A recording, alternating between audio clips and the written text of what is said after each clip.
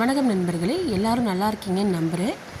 இன்றைக்கி Sunday 22 February.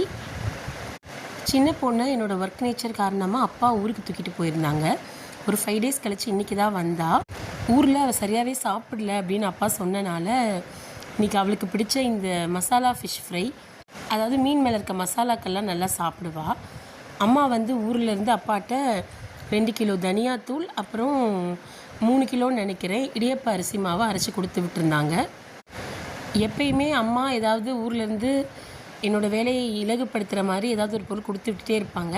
என்னோடய அம்மா இல்லை, எல்லா அம்மாக்களுமே அப்படி தான். இந்த பிஸ்கெட் நேற்று பேக்கரி போனப்போ வாங்கினோம். பசங்களுக்கு ஸ்நாக்ஸ்க்காக வாங்கினது. எனக்கும் ரொம்ப பிடிக்கும். Butter biscuit. இடியப்ப மாவு அரைக்கும்போது ஒரு டிப்ஸ் சொல்கிறேன். அரிசியை இல்லைனா மாவை அரைச்சதுக்கப்புறம் மாவை நல்லா அம்மா வறுத்துருவாங்க. வெறும் கடாயில் போட்டு வறுத்துருவாங்க. இடியப்பம் ரொம்ப டேஸ்ட்டாக இருக்கும். லஞ்சுக்கு இன்றைக்கி சிக்கன் பிரியாணி. நான் செய்யலை சிக்கன் பிரியாணி, குக்காக்கா தான் செஞ்சாங்க. ரொம்பவே நல்லா செய்வாங்க. முன்னாடி இருந்த குக்காக்காக்கு பிரியாணி கொஞ்சம் சரியாக வராது.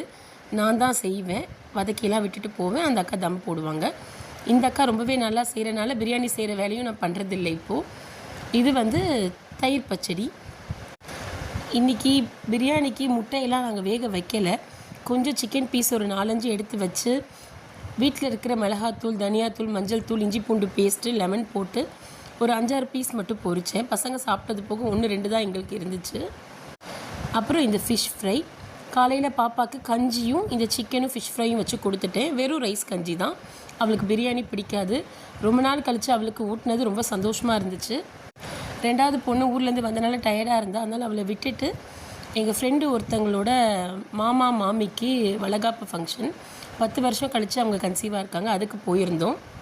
5 வகை கலந்து சாப்பாடு, அப்புறம் ஒயிட் ரைஸ், சாம்பார், ரசம், மோர்னு ரொம்பவே சூப்பராக இருந்துச்சு சாப்பாடு. இந்த பையை மிஸ் பண்ணாமல் வாங்கிட்டோம், தாம்பூல பை. அதுக்குள்ளே ஒரு அழகான டிஃபன் பாக்ஸும் இந்த பொருட்களும் இருந்துச்சு. முறுக்கு, சோமாசு, பொரிவிலங்காய் உருண்டை, அப்புறம் கருப்பு கவுனி அரிசியில் பண்ணுற ஒரு தித்திப்பு இருந்துச்சு.